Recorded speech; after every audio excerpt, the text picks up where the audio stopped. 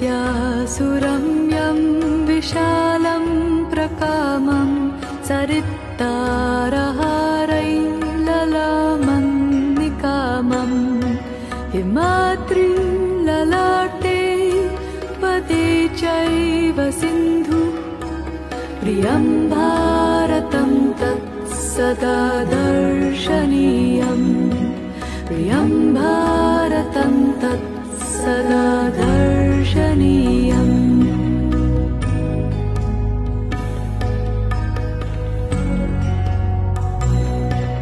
धनानां निधानं धरायां प्रदानम् इदं भारतं देवलोकेन तुल्यम् यशो यस्य शुभ्रं विदेशेषु गीतम् प्रियं भारतं तत् सदा पूजनीयम्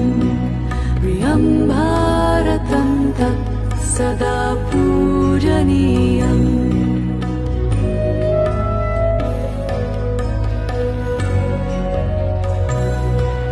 अनेके प्रदेशा अनेके च वेषा अनेकानि रूपाणि भाषा अनेका परयत्र सर्वे वयं भारतीया